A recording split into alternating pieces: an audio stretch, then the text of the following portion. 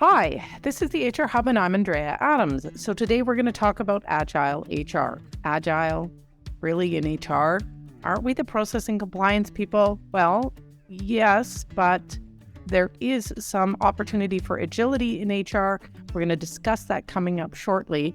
But keep listening to learn about this topic or any other topic related to HR. You can also find me on YouTube. Today, my guest is Elissa Lok. Elissa is an HR consultant with HR West and trainer. She's also a coworker and a friend, full disclosure. Elissa is the head of Spacemaker Canada, which is a productivity and digital wellness company. Those might seem like an odd fit, but we did a video about this and you'll understand the fit if you watch that video. Hi, Elissa. How are you? Great. Good to be with you, Andrea. Well, thanks, buddy. All right. So we're talking about Agile HR. I know we'll get into how that fits with HR, but what is it? Well, thanks very much. So Agile HR, when I first heard about Agile HR, my first thought was, isn't that just good HR? I had no idea what this term was, and it really fit with the way I practiced HR. So I was very excited about what it is. So before we get into what Agile HR is, it's important to discuss what is Agile project management. Some people might have heard of this. So it's got its root in software development, and it's defined by Wikipedia as a method of project management that is characterized by the division of tasks into short phases of work with frequent reassessment versus like a big bang, traditional, waterfall project management. But we're not talking about project management specifically here. We're talking about HR. So non-tech industries started paying attention to the Agile approach, really due to the need to be innovative, to pivot quickly. I mean, if we look at the last few years, it's more obvious than ever that businesses need to be able to adapt to changes in the economy, the labor market. And also, HR has always struggled to define what is their value, what value are they bringing, how do they kind of validate their seat at the table as a strategic partner. So the idea of Agile HR, the earliest date I've seen it being discussed is in 2012 with Deloitte. So moving on from Agile. So Agile HR, there's many definitions out there, but the one I like the best is the simplest from the Harvard Business Review. And it is a move away from a rules and planning approach towards a simpler and faster model driven by feedback from participants. So what's really important in Agile HR is feedback from participants and quick adaptation based on that feedback. But we'll get into that a little bit more later. But what I'll say about Agile HR, one very important distinction to understand is that Agile HR is not a methodology. It's a mindset grounded in principles. So it borrows some aspects from Agile project management, and there's various methodologies if you look that up. So it borrows some aspects from Agile, but applies it in a light way. So in that way, it's a mindset grounded in principles, and there's no one size fits all or one way to do it.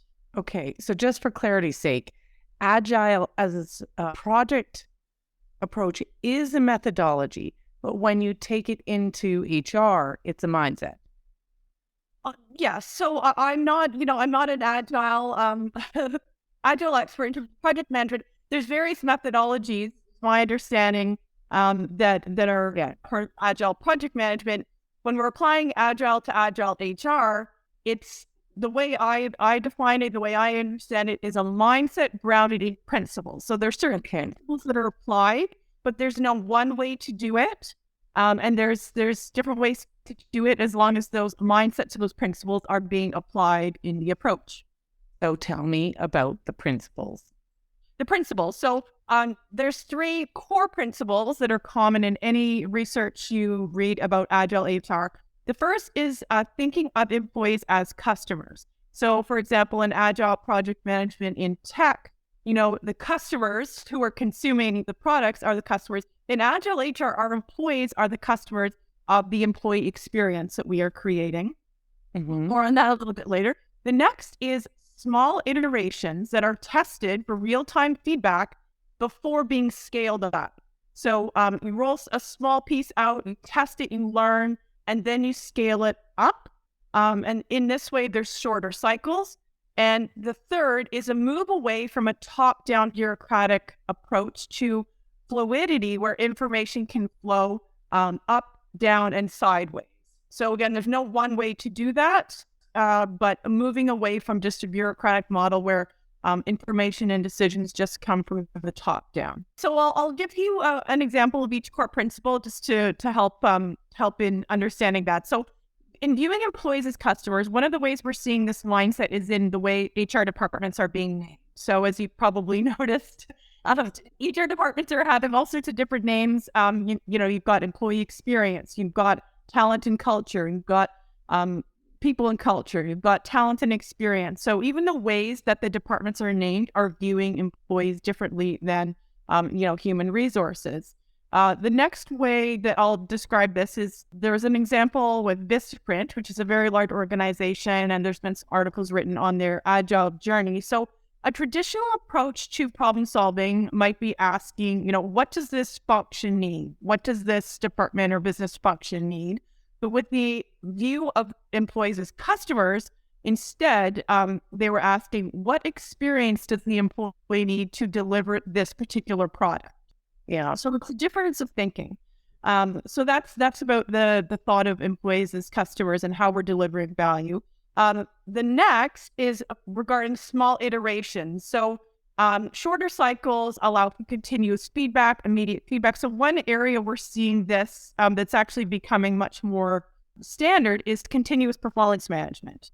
So instead of having these, annual reviews, or every, 6 months, checking in with employees every month, for example, or more frequently allows for regular feedback to find out what's going on and changes to be made as you go. So even though this isn't necessarily labeled as Agile HR, it certainly does follow those principles, and we're seeing a lot of businesses applying that model and finding a lot more success. And the third one with, the move away from bureaucracy, businesses still have structure, businesses still have hierarchy, but this core principle is generally applied to cross-functional teams. So whether it's just a temporary team being put together to solve a problem, where there was senior leadership, new employees from different departments, so all sorts of different roles that touch whatever the problem or issue is, are put together in a cross-functional team for problem solving instead of the decision just coming down from the top down. So in that, there's fluidity of movement of information between departments, between hierarchical roles. Yeah, I'm thinking about that and how that idea can be applied, because silos are often something I find, our clients struggle with. Anyways, keep going. So I'll say, and we can discuss this a little bit more later, but what this means is that solutions are being co-created. So the solutions aren't just coming from the top down, they're being co-created with the employees or with people in different roles with different views and perspectives and knowledge on the issue. So what this results in is not only way better solutions, quicker solutions, but employees are also feeling empowered and being brought into decision-making that really they have a lot of knowledge about.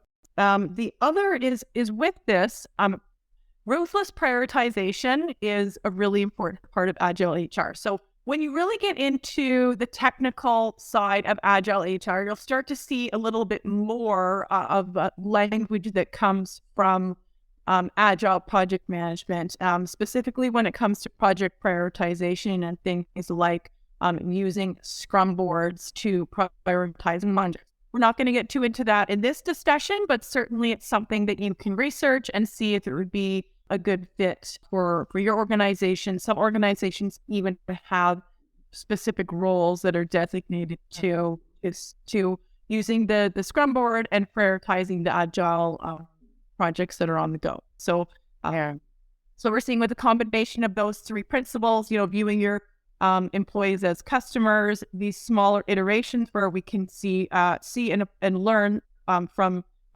feedback quickly, and then co-creating with these cross-functional teams where information flows more freely between departments and between bureaucratic levels. There's more success. I already am a little bit surprised, but anyway, what might surprise HR people about Agile? So the beauty of Agile HR and reason it's so effective is there's no one way to do it.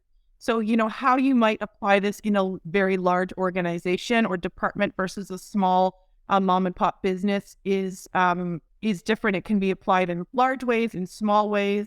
Because it's a mindset, not a method, it can look like different things. It can be as simple as before sending a corporate communication, asking an employee what they think about it. It could be as simple as that, or it could be a little bit more complicated when you restructure the organization or departments to create these opportunities for cross-functional feedback. So it can look different depending on the industry. It can be large or small, and it can actually apply even to public sector, large organizations, and organizations that are very non-agile. Right. Yes. Not. Yeah. Okay. I'll leave that. Can you give an example of what this might look like in practice? Sure. So there was a very large organization implementing a hybrid work policy. As we know, many organizations have Yes.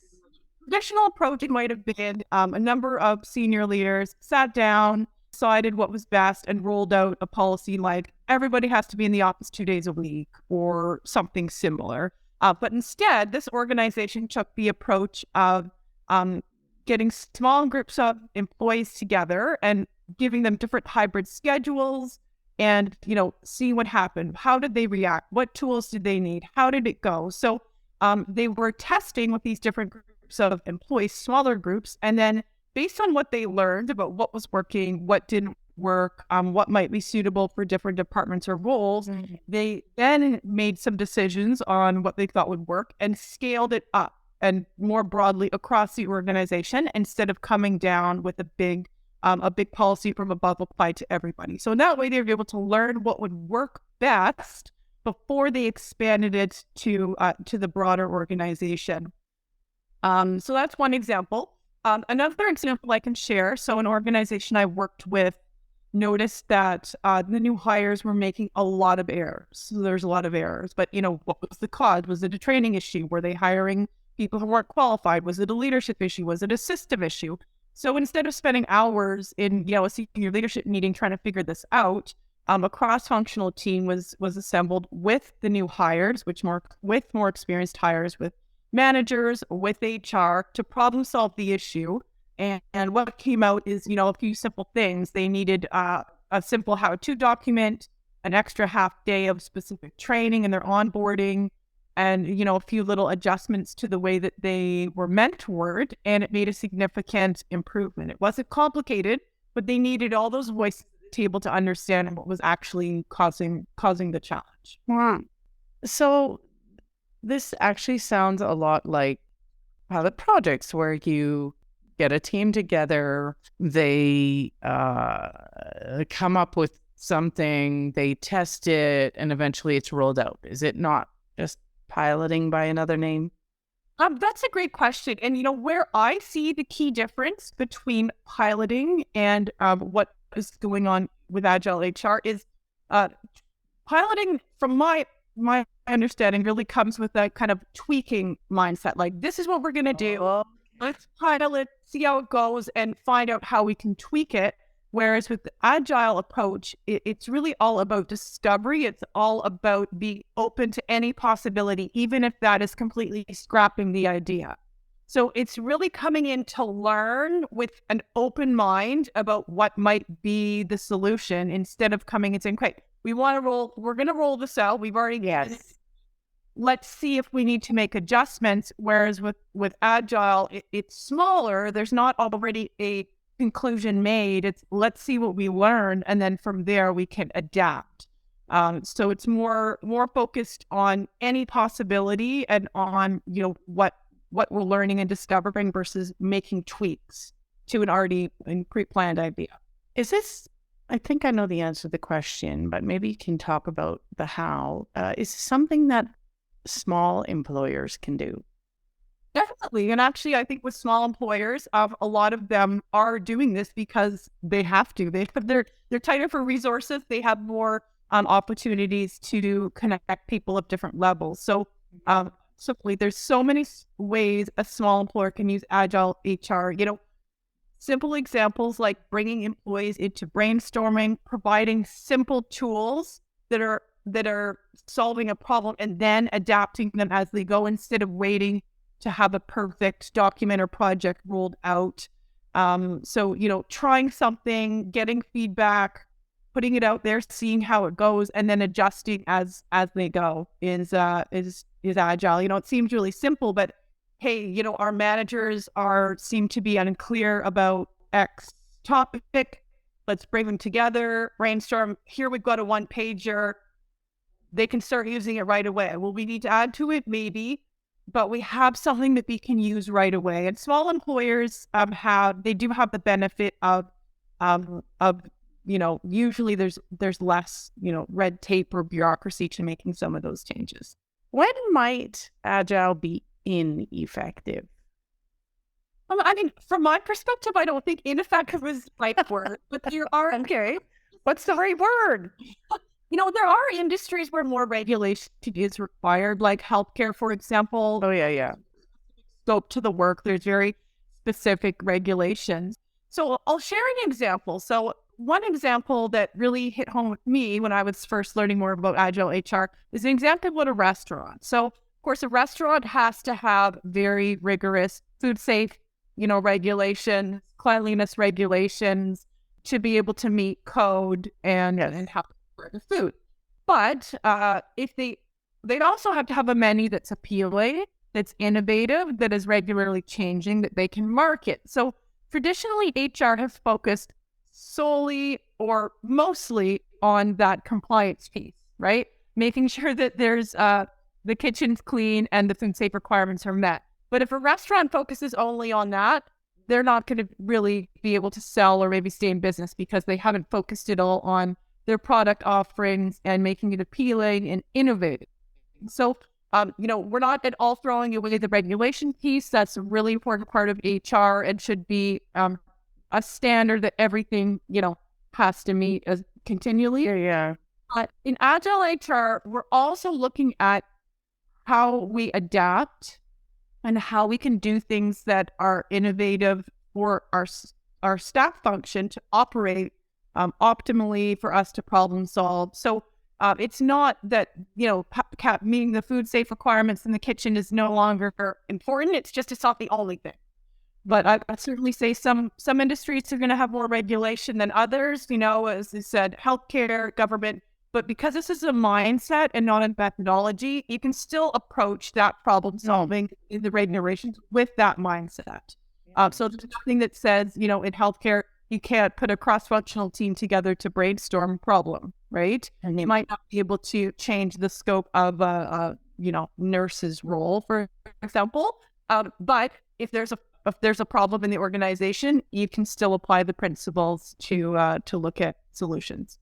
So there certainly are industries where Agile HR will look different, but what I'd say is the biggest challenge is the shift in mindset. So shifting the mindset of leaders and what may be perceived as a loss of control as they do bring in these cross-functional teams and to problem solve. So that's one barrier is the shift in mindset from a different way of doing things.